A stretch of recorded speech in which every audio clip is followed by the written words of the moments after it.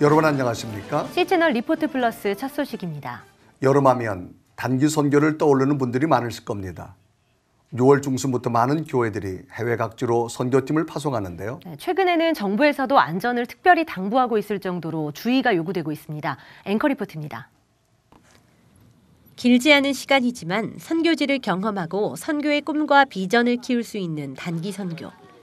방학이 시작되는 6월, 본격적으로 대다수 단기 선교팀의 파송이 시작되면서 각별한 주의가 요구되고 있습니다. 전문가들은 현지 선교사와의 긴밀한 협력이 중요하다고 강조합니다.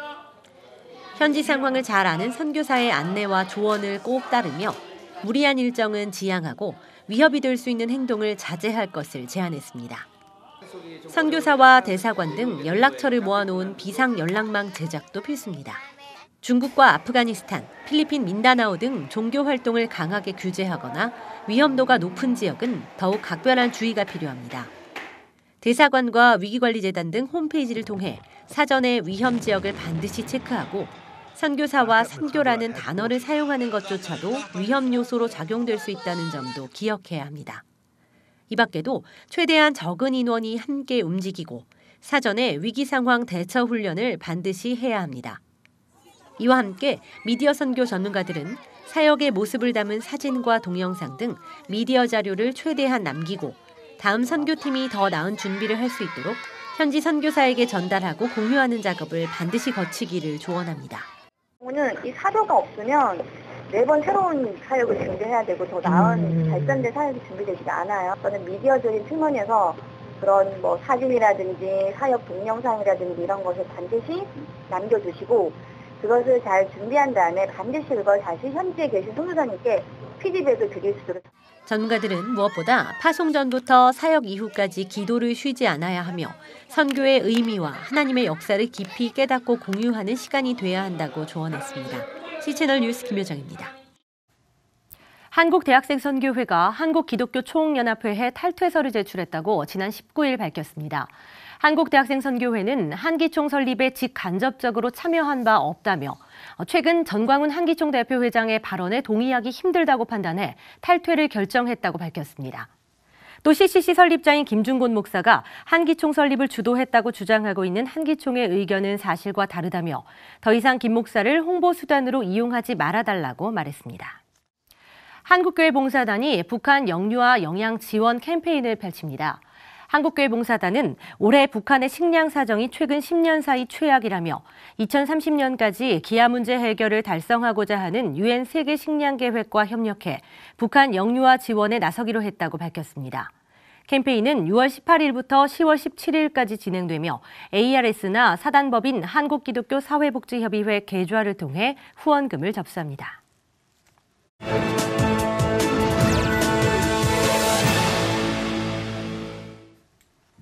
미국 크리스천 포스트가 미국의 대표적인 크리스천 기업 4곳을 선정했습니다. 이들의 기업 경영 방식과 성공에는 기독교 정신이 강하게 작용하고 있는데요.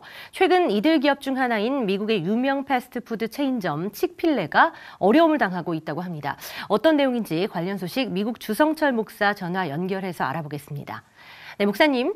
최근 칙필레 경영진들이 한국을 방문해서 많은 관심을 모으기도 했는데요. 칙필레가 텍사스주 대학가에서 순환을 당하고 있다고요?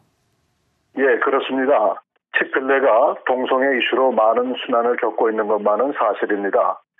이번에 특히 트리니티 대학의 학생부가 칙필레 음식 판매를 금지시키는 것으로 만장일치로 통과시켰습니다. 그런데 사실 칙필레가 직접적으로 대학 동성애 동아리에 어떤 영향을 끼친 일은 전혀 없습니다. 단지 성소수자들이 칙필레가 돕고 있는 단체들을 겨냥해서 대학 캠퍼스의 칙필레 판매를 반대하고 있다는 것입니다. 지금 현재 동성애 이슈로 정식으로 소송이 걸린 상태도 아니고 총학생회에서 결의했다고는 하지만 아직 학교 측이나 아니면 텍사스 샌안토니오 시의회에서 무슨 행동을 옮긴 것도 아닙니다. 단 학교 측과 계약을 맺은 상태이기 때문에 쉽게 판매 취소를 될 수 없다고 생각이 합니다. 얼마인지는 잘 알지 못하지만 학교 측에서 해약금까지 지불하며 해약할 것 같지는 않습니다. 만약 학교 측에서 해약하면 엄청난 금액을 지불해야 합니다. 아무래도 기업이 기독교적 가치를 수호하고 있기 때문에 여러 상황들 속에서 갈등을 빚었을 텐데 그럼에도 불구하고 기업 가치를 기독교 정신에 두고 있는 기업들이 건재하다고 들었습니다. 어떤 것들이 그런가요? 네, 그렇습니다. 미국에는 기독교 정신으로 사업을 하고 있는 기업들이 있고 이들이 한 발자국도 뒤로 물러서지 않고 신앙을 지키면서 사업을 전개하는 기업들입니다. 첫 번째로는 하비롭이라는 체인 기업이 있는데 이곳은 여러 가지 잡화 및 공작품 비롯해서 일상에 필요한 것들을 판매하는 체인 스토어인데 미 전역에 퍼져 있습니다. 그리고 여러분들도 아시다시피 치필레와 대형마켓 타이슨 푸드도 있습니다. 특히 치필레는 2015년 이래 패스트푸드 소비자 만족 지수에서 계속 1위를 지키고 있습니다. 그런데 이들이 사업 철학이나 산업 신조에 분명히 기독교 신앙 신조가 포함시켜 있습니다. 그리고 한국계 미국계인 운영하는 포에버 21은 옷가지, 구두 등등으로 판매하는 백화점입니다. 아마도 하나님께서 이들을 축복해 주시고 또한 이들을 자신들의 부를 축적하는 것보다는 수많은 이익금들을 크리스천 비영리 단체에 기부해서 돕고 있기 때문에 이들의 매상은 날로 늘어나고 있고 스토어도 많이 증가하고 있습니다. 네, 손해를 일정 부분 감소하면서까지 이렇게 기독교적 가치를 지키고 있는 건 굉장히 큰 도전이 되는데요. 이런 기업들이 추구하고 있는 성경적 원칙, 구체적으로 어떤 게 있습니까? 예, 이런 기업들이 추구하는 가치관은 자신들의 기업으로 복음을 전하고자 하는 의도도 있고 더 나아가서는 주위에 힘들고 어려운 사람들을 도와 그리스도의 사랑을 알리려는 가치관을 가지고 있습니다. 이들 기업들 가운데 뚜렷하게 나타나는 것 중에 하나가 제품에 대한 가치입니다. 음식이면 음식, 옷가지면 옷가지, 기업주나 종업원들이 일심동체가 되어서 소비자들을 위해 최선을 다하고 있습니다. 그러니까 쉽게 이야기해서 이들은 실력으로 도전을 하는 것이지만 말씀 그대로 우리가 선한 일을 하고 낙심하지 말아야 합니다. 그래서 사업을 해도 우리 믿음을 타협하지 않도록 기도 부탁드립니다. 네, 모두가 아니라고 할 때 끝까지 주님을 지키고 나아간다면 언제나 하나님이 응답해 주실 거라 믿습니다. 기독교 윤리를 지키는 기업들이 주님 안에서 더욱 성장하길 기도하겠습니다. 네, 미국의 주성철 목사와 이야기 나눠봤습니다. 앞서 말씀드린 기독교 기업들처럼 개인이 운영하는 식당을 하나님이 주신 기업으로 만드는 사람들도 있습니다. 미식가들이 많이 모인다는 텍사스주에서 스테이크 전문 식당으로 자리 잡은 텍사스의 맛이라는 레스토랑은 복음의 맛을 전하고 있다고 하는데요. 미국에서 전해온 소식입니다. Welcome to Taste of Texas. This landmark steakhouse in Houston is famous for selling certified Angus beef. You could also call it a museum of Texas history with guns on the wall and artifacts and documents from heroes of the wild frontier like Sam Houston and Davy Crockett. But there's more to this restaurant than meets the eye. The owners call it their mission field. So when we get to work in the morning, we walk this huge 18,000 square foot, 500 seat restaurant and pray for all that God will bring to us on this day because this is our ministry. My wife is very faithful about that. She will walk, and I'll go with her, but she's the instigator of this. She'll walk the four corners of the building and pray for the employees and the customers. Ed and Nina Hindi are bold about their Christian faith. This is the first thing you see when you walk through the front doors, a cornerstone with two scriptures proclaiming God's faithfulness. And then once inside, customers are greeted with Christian music. In the restaurant business, I was taught a long time ago, there's two things you don't ever talk about. One is religion and the other is politics. Well, those are two subjects that are near and dear to our hearts. Religion, of course, our faith being our first and foremost. The doors of Taste of Texas opened 38 years ago. Today, it's the largest independently owned restaurant in the state and the top 30 in the country. They serve thousands of customers each week and employ more than 200 people. TripAdvisor lists it as number 4 out of nearly 7,000 restaurants in Houston, but it wasn't always this successful. When your business is not doing well, I mean, you find yourself on your knees in prayer, in anguishing prayer. And it wasn't too far. And I finally just asked, well, Lord, what do you want me to do? At a time when we were really broke, we had borrowed $10,000 to open, and at the end of 8 years, we were $250,000 in debt. And God encouraged us to be persistent. So the Hendys committed the restaurant to the Lord, and their persistence paid off. While this steakhouse, rich in Texas history, may go down in history itself, the trials didn't end there. In 2010, they lost their son in a skiing accident. He was married to a beautiful young woman. They had 3 small children. And in a blink, he was gone. He caught an edge skiing, hit a tree, tore his aorta, and was gone in the blink of an eye. And when you get that phone call, it shakes you really all the way down to your foundation. It didn't shake our faith, but it did cause me, and I guess anyone involved in that situation, to sit down and just say, okay, in the midst of this storm, what do I really believe? Ed says Christians often find themselves in a storm or in between storms, but can take comfort in knowing that God is there in the midst of it. That's certainly been the case for the Hendys. About a year ago, a twin-engine plane Ed was piloting crashed when someone put the wrong fuel into it. It'd be like putting diesel in a Porsche, and it's just enough for us to get back up in the air again before both engines quit. And we found ourselves in a cloud layer over East Texas, and we came down right on a highway and lived the walkway, open the door of the plane, and walk out. And that is absolutely a miracle of God. Ed says he's happy to have an extra year added to his life. Now he's going on year 2. In the meantime, he and his wife and their entire family will keep running Taste of Texas as they make plans to expand. And they will continue honoring the Lord with their lives and even their restaurant decor, displaying true Texas tales of the famous frontiersmen who were also passionate about their Christian faith. Tracy Winborn, CBN News.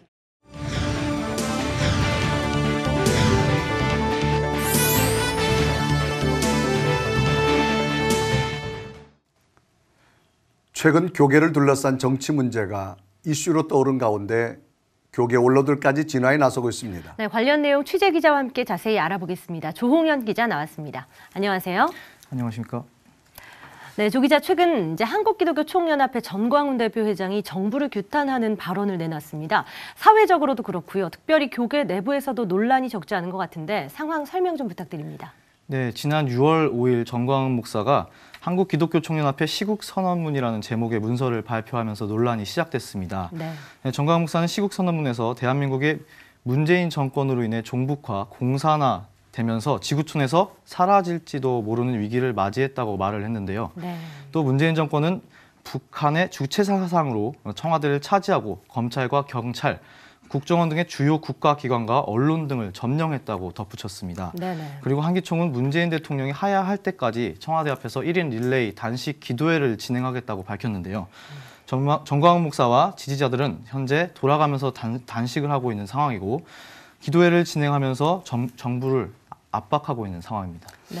자, 우리 이 전광훈 목사의 행보로 논란이 뜨거운데 특히 이제 이분이 교계 기자뿐만 아니라 일반 기자들까지 한 곳에 모아서 공식적인 회견도 하지 않았습니까? 네, 전광훈 목사는 지난 11일 오후 2시 한국 프레스센터에서 기자회견을 열었습니다. 전 목사는 그 자리에서 문재인 대통령이 올해 연말까지 스스로 걸어 나오든지 박근혜와 그 감방을 교대하든지 하라라는 말까지 했는데요. 또 전 목사는 트럼프 미국 대통령을 향해 도와달라는 내용의 공개 서한을 작성해서 기자들한테 발표를 했습니다. 네. 또 기독교계 안에서는 특별히 목회자의 90% 이상이 전광훈 목사 본인이 하는 일을 절대적으로 지지하고 있다고 스스로 밝히기도 했는데요. 전광훈 목사의 발언 한번 들어보시죠. 아니, 문재인 마음에 안 들면 3년 기다렸다가 선거 때 그냥 밀어넣으면 되지. 뭘 목사가 그렇게 급하게 말이야. 문재인을 물리적으로 하야시키려고 하냐. 이런 말을 하는데요. 내가 물어보겠습니다. 3년 기다리면 대한민국이 존재해요, 못해요? 못해요, 못해. 3년 지난 뒤에 대한민국이 지금처럼 존재한다면 제가 뭐하러 이런 짓을 하겠습니까? 그래서 우리는 올 연말까지 문재인이 스스로 걸어 나오든지 그래서 빨리 박근혜하고 그 깜빵을 교대하란 말이에요. 교대. 예, 또 전 목사를 지지하는 사람들은 기자회견에서 그 질문을 하는 그 시민단체 실무자에게 폭력적으로 대하는 상황까지 벌어지기도 했습니다. 네, 좀 안타깝습니다. 정광훈 목사라는 분이 지금 이 모든 논란의 중심에 있는 것 같은데 현재 한국기독교총연합회 대표회장으로 있죠. 어떤 인물인지 좀 살펴볼까요? 네, 최근 언론의 전 목사가 대한예수장로회 백석 대신 소속으로 소개가 되기도 했는데요. 원칙적으로 예장 백석 대신 교단은 한기총 회원 자체가 아니기 때문에 한기총 임원이 될 수도 없고 소속이 될 수도 없습니다. 네. 지난해 11월 예장 백석 대신 총회 임원회에서 전광훈 목사의 한기총 대표회장 출마를 허가하지 않으면서 추천서를 거부하기도 했는데요. 전 목사는 예장 백석 대신 총회가 아닌 예장 대신 총회 제49회 총회장 자격으로 자신을 스스로 추천해 관련 문서를 제출을 했습니다. 네. 소위 셀프 추천 논란이 일자 후보 정견 발표회에서 정광훈 목사는 예장 백석과 예장 대신의 통합이 법원에 의해 무효로 밝혀졌다. 통합 전인 49회 총회장이자 50회 총회 소집권자로서 스스로를 추천한 것이라고 정당성을 주장하기도 했습니다. 네. 그런데 문제는 노회 기준으로 정광훈 목사가 아직 예장 백석 대신 총회 서울 동노회 회원으로 남아 있다는 것입니다. 네. 해당 노회에서도 노회비를 성실하게 내고 있어서 제명할 이유가 없다고 밝히고 있어서 전 목사의 교단 이슈와 관련한 그런 큰 국면이 크게 바뀔 것 같지는 않다고 전망이 되고 있습니다. 그렇군요. 자, 그럼 조 기자, 우리 이제 교계에서도 많은 비판들이 쏟아져 나오고 있는데 주로 어떤 비판들이 많이 나오나요? 예, 일단 전반적으로 정광훈 목사의 일방적이고 극단적인 행보에 대한 비판의 목소리와 함께 성명도 잇따르고 있는데요. 네. 한국기독교교회협의회는 같은 종교인의 광기 어린 일탈을 매우 수치스러운 스캔들로 받아들인다면서 한국의 모든 언론이 정광훈 목사의 비상식적 발언을 무시해 주길 기대한다고 당부를 했습니다. 네. 교회협의 성명서는 비판 수위도 매우 높은 편이었는데요. 한기총 대표회장이 마치 한국교회 전체의 대표인 양 자아도취에 빠진 채 주권재민의 민주주의의 근간을 허무는 정치 도발을 일삼아왔다면서 극우 이데올로기에 경도된 그의 역사 왜곡과 막말은 보편과 상식을 추구하는 시민사회의 조롱거리가 됐다고 강도 높은 비난을 퍼부었습니다. 네. 그런데 주목해 볼 점은 한기총 내부에서도 정광훈 목사를 비판하는 목소리가 이어지고 있는데요. 한기총 비상대책위원회는 지난 8일 성명서를 발표하고 정광훈 목사가 내놓은 시국 선언문은 한기총 내부에서 전혀 협의를 거치지 않은 그냥 개인의 성명서임을 분명히 밝힌다면서 개인의 성명서를 대표회장 이름으로 공개해 한기총의 위상과 명예를 실추시켰다고 성토를 했습니다. 네. 그리고 한기총 대다수 임원과 회원은 정광훈 목사가 현 사태에 책임을 지고 속히 사퇴할 것을 강력히 촉구한다고 밝혔습니다. 네. 기독교계 일부 원로들도 정광훈 목사의 행보를 비판을 했는데요. 교계 원로들은 지나치게 편향된 이념을 신앙과 뒤섞는 일을 하면 안 된다면서 교회는 공공성을 띠고 있기에 개인의 사익을 위해 그것도 대표자라면 절대 교회의 공공성을 훼손하면 안 된다고 지적했습니다. 교계 원로들의 발언 들어보시죠. 극단적 적대적 이념이나 신념을 기독교 신앙과 뒤섞는 일은 절대로 해서는 안 될 것입니다. 그것은 기독교의 복음을 훼손하고 욕되게 하는 일입니다. 교회 단체는 공공적 성격과 특징을 갖고 있습니다. 그 대표는 공공성의 대표자입니다. 사적 욕심이나 욕망으로 공공성 훼손해서는 안 됩니다. 엄청나게 파괴적인 그런 정책을 편다든가, 인종차별을 심하게 한다. 이럴 때는 발언할 수가 있다고 생각합니다. 그건 종교의 이름으로, 기독교 이름으로 이런 건 안 된다. 이렇게 발언할 수가 있고, 또 어떤 것은 아주 잘했을 때는 잘한다 할 수는 있지만은 절대로 파당 정치에 권력과 관계되어 있는 그런 정치에 종교 이름으로, 교회 이름으로 관여하는 것은 금기라고 그렇게 우리가 지금 받아들이고 있습니다. 네, 개인의 의견이냐, 한기총의 대표적인 의견이냐, 계속해서 우리가 좀 다뤄봐야 될 문제인 것 같은데 이쯤에서 한기총의 위상에 대해서 한번 살펴볼 필요가 있는 것 같아요. 많은 교단들이 지금 한기총을 탈퇴한 상태고요. 여전히 한기총이 한국교회를 대표하고 있다라고 볼 수 있는 겁니까? 네, 2014년도에 이단 관련 이슈와 함께 기독교계 보수연합기관으로서 본질과 의미의 상실 등을 이유로 예장 통합과 합동 등 우리나라의 주요 교단들이 한기총에서 줄줄이 탈퇴를 하기 시작했습니다. 네. 현재는 한국교회 총연합에 주요 교단들이 모여 있어서 기독교 보수 측 제1연합기관의 입지를 굳혀가고 있는 상황인데요. 그만큼 한기총의 지위가 추락을 하면서 존폐의 위기까지 겪었지만 기독교 대한 하나님의 성회 측 이영훈 목사를 중심으로 한 한기총 살리기가 지금까지 한기총을 연명할 수 있게끔 만들었다는 그 이야기들이 있습니다. 네. 하지만 그마저도 정광훈 목사의 발언으로 지난 11일 기아성도 한기총에 대해 행정 보류를 결정한 상황이고 심지어 국내 최대 규모의 학생 선교단체인 한국대학생선교회 CCC도 지난 19일 한기총에서 탈퇴를 결정한 상황에 이르렀습니다. 네. 남아있는 대형 교단이라고 볼 수 있는 기독교 한국 친내에도 2014년 탈퇴 선언 후에 2018년에 다시 복귀를 했지만 한기총에서 지금까지 밀린 회비 1억 5천여만 원을 내라는 요구를 하면서 친내 교단도 사실상 활동을 중단한 상황입니다. 이번 일로 인해서 기독교윤리실천연대와 교회개혁실천연대 등은 존재 이유를 상실한 한기총은 한국교회 역사에서 이제는 사라져야 함이 마땅하다며 한기총과 정광훈 목사를 비판했습니다. 네. 이런 상황에서도 정광훈 목사는 한기총의 대표회장이라기보다는 기독자유당의 정치인적인 모습을 더 많이 보여줘서 적지 않은 마찰이 지속되고 있습니다. 네. 자, 그럼 이 기독자유당 어떤 이 단어가 지금 대두되는데 이 기독자유당의 좀 더 세부적인 내용 어떤 게 있을까요? 예, 기독자유당은 2016년 3월에 창당을 해서 지난 20대 총선에서 비례대표에 이제 참가를 하려고 했지만 개표 결과 한석도 얻지 못하고 원내 진입에 실패를 했습니다. 네. 정교 분리의 원칙 때문에 목사는 복음 전파에 힘써야 하고 정치를 하면 안 된다는 인식으로 별 호응을 얻지는 못하고 있는데요. 정광훈 목사는 지난 14일에 기독자유당 심포지엄을 열어 성경에 표현된 하나님의 정치 명령에 대해서 설명을 하기도 했습니다. 그리스도인들은 세상 정치를 사단이 다스리는 정치로 봐야 하고 그런 정치에 속박되지 않기 위해서라도 우리나라가 하나님이 다스리는 나라가 될 수 있도록 기독교적 정치를 굳게 세워야 한다는 것이 그 요지인데요. 네. 심포지엄에서 정광훈 목사의 발언 들어보시죠. 성경을 보면 하나님은 사람을 만드시고 난 바로 그 선언문에 이게 하나님의 헌법입니다. 헌법.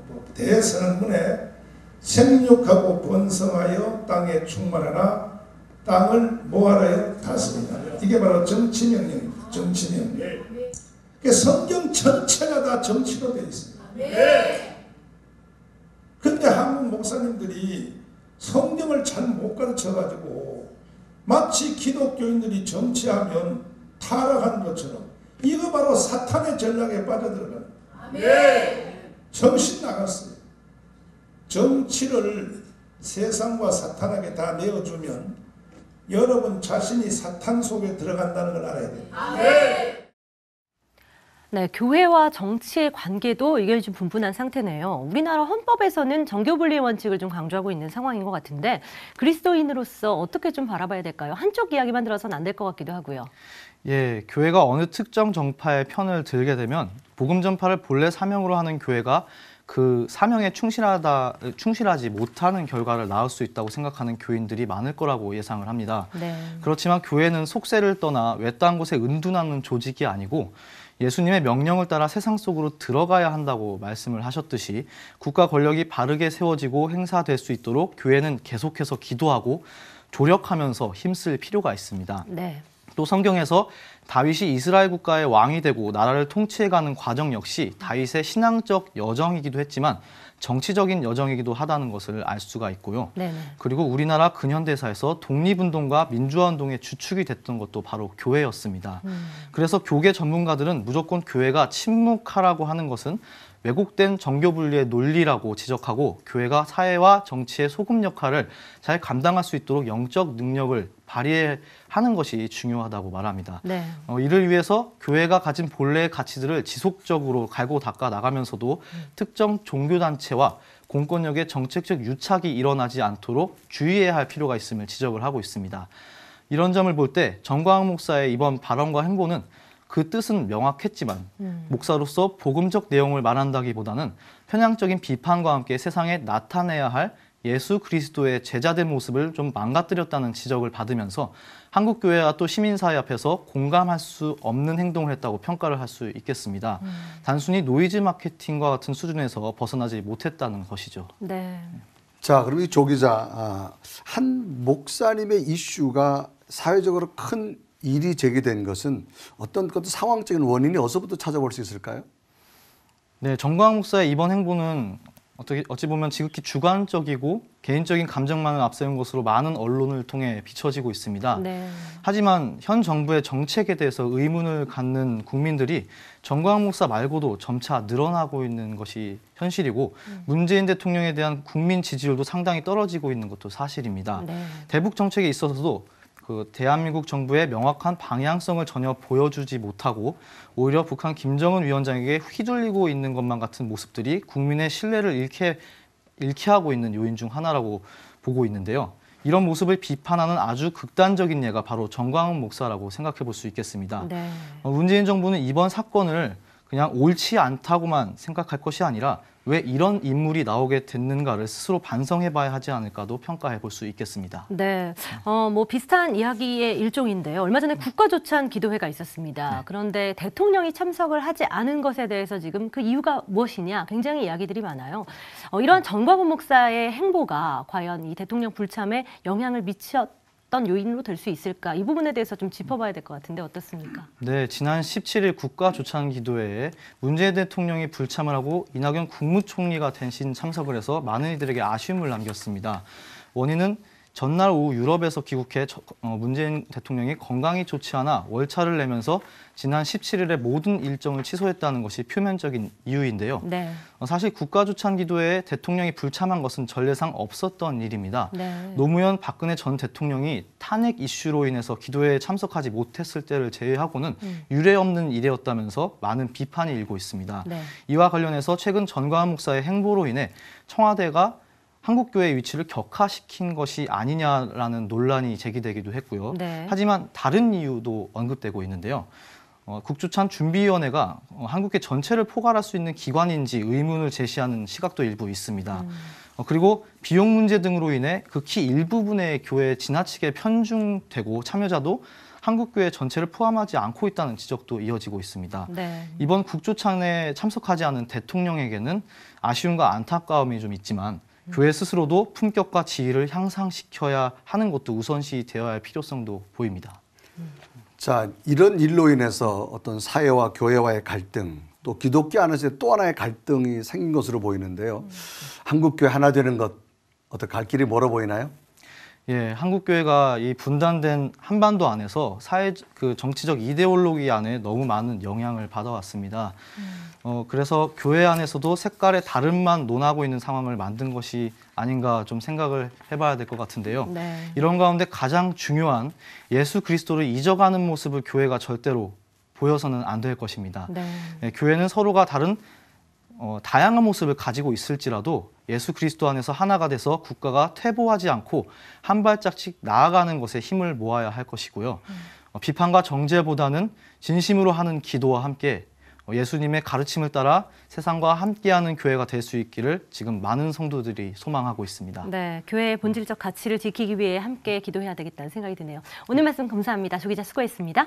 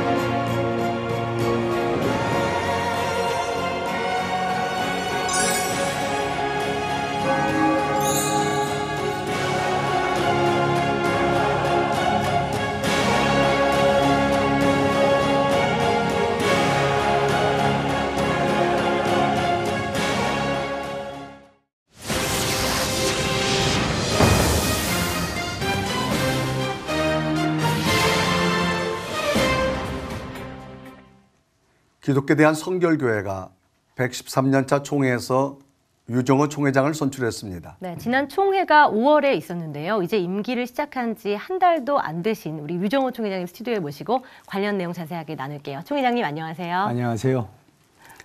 자, 우리 이제 총회장님 지난달 취임하시고 기자 간담회도 가지셨고 네. 본격적인 이제 어떤 총회장 임기를 시작하셨는데 많이 분주하셨죠? 어떻습니까? 예, 좀 많이 분주했습니다. 네. 하지만 지난번 113년 차에서 우리 모든 기독교에 대한 성결교회 성결인들의 실망을 시키지 않고 기도 속에 이제 임기를 시작하게 되었는데 네. 그분들에게 진심으로 감사를 드리고 또 짧은 1년 동안의 기간이지만 우리 한국교회나 또 저희 교단 역시도 순교자들의 그런 정신들이 얼려 있기 때문에 참 그분들에게 존경을 표하고 또 그분과 또 다음 세대를 이어갈 수 있는 그런 가교 역할을 할 수 있도록 최선을 다하도록 그런 각오를 가지고 시작을 했습니다. 네, 지금도 잠깐 언급 주셨지만 총회장님 교단의 다리 놓는 역할을 감당하시겠다 이렇게 예. 포부를 밝히셨어요. 네. 구체적으로 어떤 계획을 좀 가지고 계신가요? 지금 현재 우리 사회가 네. 그 진보와 보수 내지는 세대 간의 그런 갈등과 사회적인 여러 가지 어려운 부분들이 대단히 많이 있습니다. 네. 하지만 교회는 그 순교자들의 그런 신앙과 영성 속에서 지금까지 왔고 네. 또 다음 세대들에게 그런 신앙의 좋은 유산을 물려줘야 될 터인데 그런 선에서 다음 또 바톤을 넘겨줘 가는 일에 있어서 중요한 그런 가교의 그런 면에서 역할을 하고 다음 바톤을 잘 넘겨주는 그런 역할을 좀 해야 되겠다. 그런 각오를 하고 있습니다. 네. 자, 이제 가교의 다리를 건너서 그 밖에 어떤 다른 발전을 위한 계획도 많이 제시하셨는데 어떤 것이 있나요? 이제 총 주제는 변화하는 시대 성결의 복음으로라고 하는 그런 그 주제입니다. 네. 그리고 이제 강조하려고 하는 부분들이 이제 몇 가지가 있습니다만은 먼저는 이제 성결성 회복 운동이고요. 그리고 또 이제 두 번째로는 우리가 목회 현장에서 부흥과 성장할 수 있는 그런 기반들을 계속 구축하고 네. 이어나가는 일들이고 그리고 이제 통일 시대를 앞두고 북한 선교에 대한 인프라를 구축하는 이런 일들을 계획을 하고 있습니다. 네.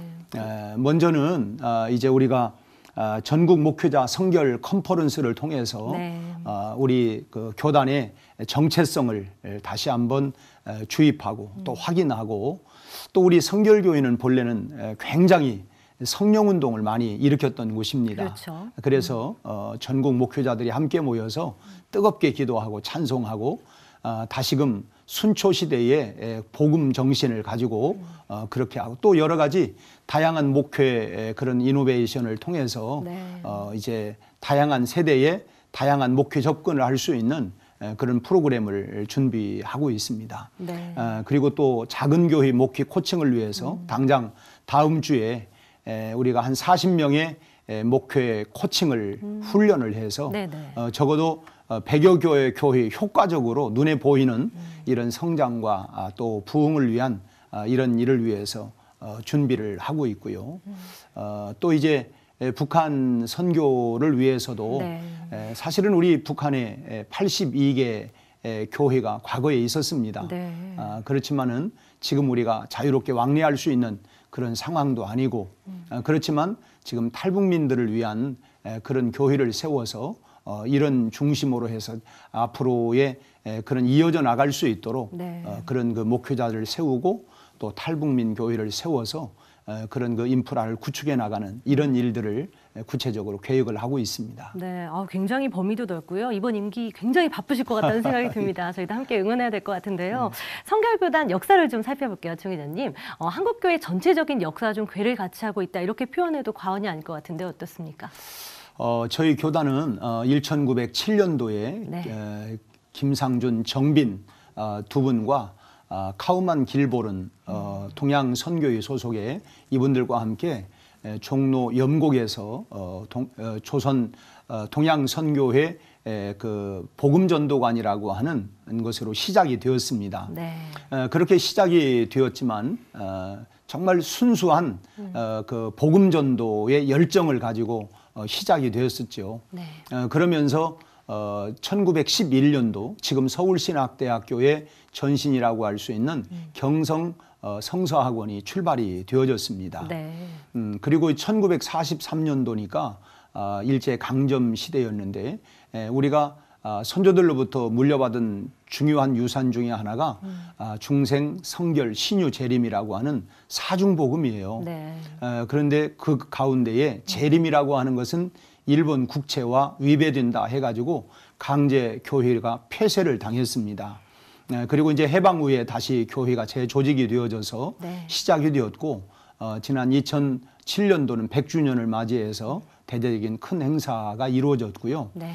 지금 이제 113년을 이어오면서 이제 명실공히 우리 한국 그 교회에 지금 현재는 국내 2,900여 교회 그리고 해외 600여 교회, 3,500여 교회, 80만 우리 성결 가족들이 이만큼 성장하도록 하나님이 인도해 주셨습니다. 아, 그렇군요. 아마 한국교회 초기 역사와 더불어 이렇게 성결교단이 성장해 되어졌는데 여기까지 오게 된 어떤 성결교단의 성장의 원동력이 뭐라고 말할 수 있을까요?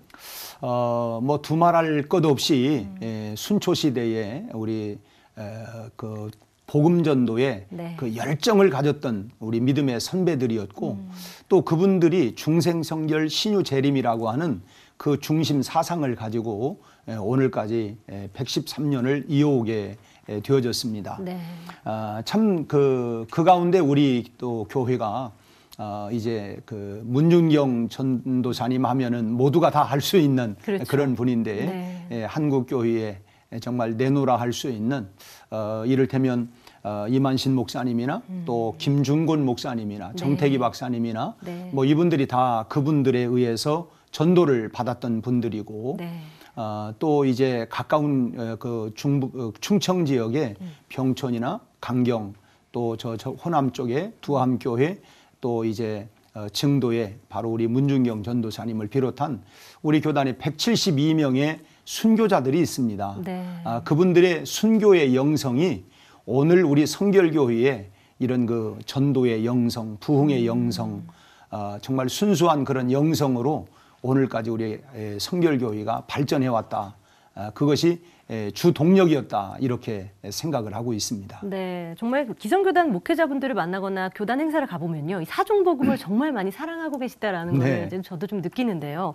이 또 하나의 원인을 좀 찾아볼게요. 교육을 좀 들 수 있지 않을까 하는 생각이 좀 드는데, 총 회장님도 방금 다리 놓는 사람이 되고 싶다. 이 다음 세대를 굉장히 또 염두에 두신 이러한 계획 아니겠습니까? 네. 어떠한 비전 갖고 계신가요? 지금 이제 우리 사회가 출산으로 인해서 인구 절벽을 지금 우리가 공감을 하고 있지 않습니까? 네. 그런 가운데 또 하나는 과거에는 우리 성경적으로 볼 때 아브라함과 이삭과 야곱 신앙의 대를 이어갔지만은 네. 지금 우리 한국 교회의 또 하나의 위기는 신앙의 다음 세대로 잘 이어져 가지 못하고 심지어는 중직자 자녀들도 교회를 이탈하는 이런 부분들이 상당히 참 그 어려운 그런 가운데 있습니다. 네. 하지만 우선적으로는 굳건한 신앙 그런 그 개성을 이어나가는 이런 운동이 네. 필요하다고 보고요. 네. 그런 일들을 위해서 교회 안에 다양한 그런 그 문화나 복음의 그런 콘텐츠를 준비하고 있고 또 우리 교단에서는 그 그리스도의 몸 세우기 BCM 이 교육 프로그램이 있습니다.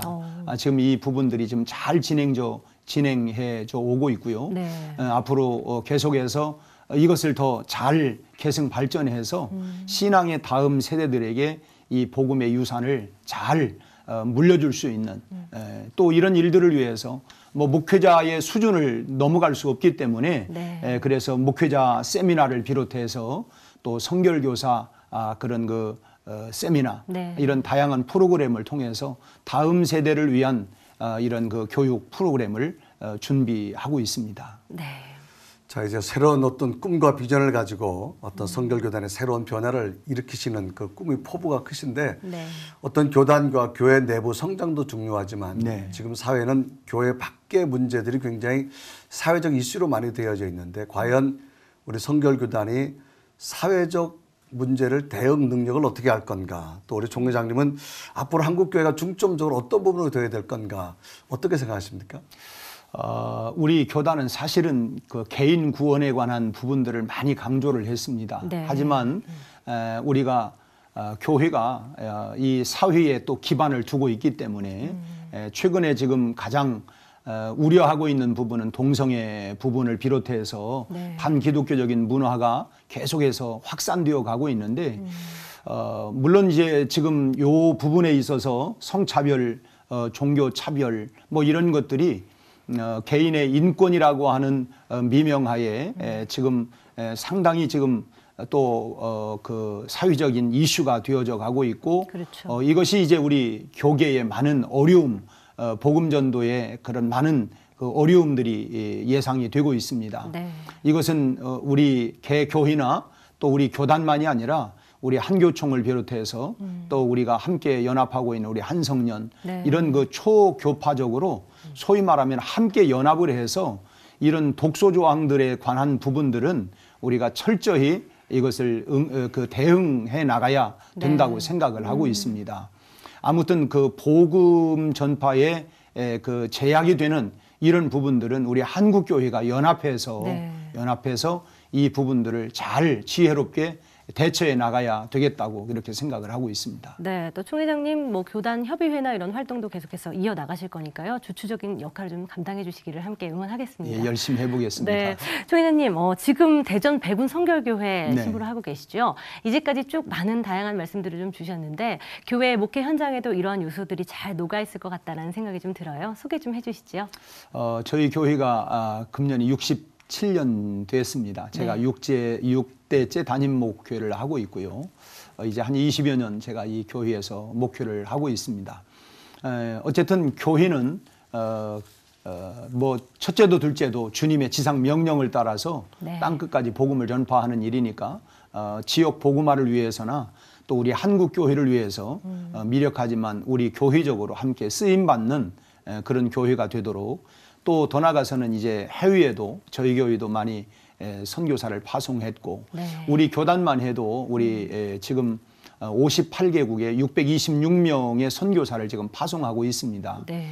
그래서 이제 우리 사실은 해외 그 예산이 우리 국내 예산보다 더 많을 정도로 지금 이렇게 열심히 우리 교단 쪽으로도 이 해외 선교에 박차를 가하고 있는데 네. 아무튼 그 기초가 되는 국내 교회가 든든해져야 해외 선교도 더 힘있게 할 수 있기 때문에 그렇죠.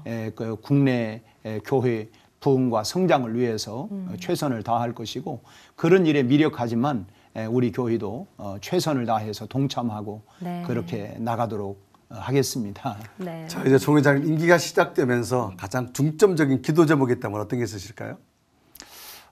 이제 그 네 가지를 생각을 했습니다. 네.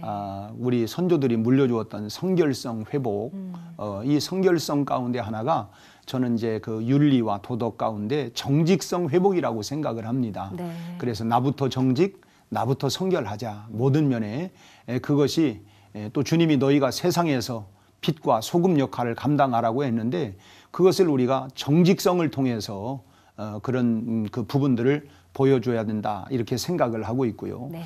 두 번째로는 우리 총회본부가 본질 또 교회도 마찬가지입니다만 예수님께서 인자가 온 것은 섬기기 위해서 왔다. 그래서 철저히 그런 섬김의 정신을 가지고 교단과 교회를 그런 섬기는 그런 운동을 펼쳐 나가려고 하고 있고요. 네. 그리고 이제 목회자의 영성과 리더십을 강화하는 훈련인데요. 네. 역시 목회자의 그 수준만큼 그 이상 뭐 이렇게 클 수가 없다. 네. 그런 얘기를 해서 그래서 이 목회자 재교육과 훈련을 통해서 그런 그 영성 훈련을 강화하기 위한 이런 프로그램 훈련도 지금 준비하고 있습니다. 네. 그리고 또 이제 마지막으로는 미래를 위한 발판, 이게 아까도 말씀을 드렸습니다만 통일 한국 시대를 앞두고 그런 북한 선교에 대한 이런 비전을 가지고 있고요. 이제 한 가지 이제 우리가 그 생각하고 있는 것은 우리 그 교단 총회본부 재건축에 관한 문제입니다. 네, 그렇죠. 이것은 뜨거운 그런 그 관심사이기도 하고요. 저희들이 43년 전에 70주년 기념으로 사실은 강남에서 제일 멋진 건물이었습니다. 그 당시는. 그러나 이제 43년이 지나고 나니까 이제 그 건물도 낡았지만 단순히 낡았기 때문에 그런 부분은 아니고 앞으로 이제 우리 교회에도 이제 우리 은퇴 목회자들 위해서 그들을 어떻게 우리 교회들이 책임을 질 수 있을까. 그래서 그런 그 은퇴 이후에 그들을 위한 그 생활 대책 문제들을 함께 생각을 하면서 이 재건축 문제를 지금 심도 있게 지금 연구하고 있습니다. 자, 이제 총 회장님 교단을 이끌어갈 막중한 사명을 가지셨는데 그 기도 제목 잘 이루어지도록 저희도 함께 기도하겠습니다. 예, 고맙습니다. 감사합니다. 감사합니다.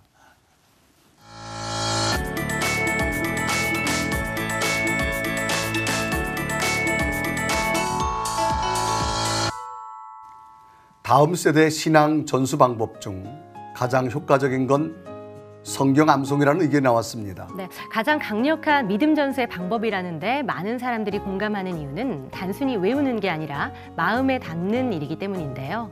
마음에 담고 그 담은 말씀대로 사는 일, 세대를 불문하고 우리가 함께 이루어가야 할 인생의 과제가 되겠습니다. 시철 리포트 플러스 오늘 수 여기까지입니다. 네, 시청해주신 여러분 고맙습니다.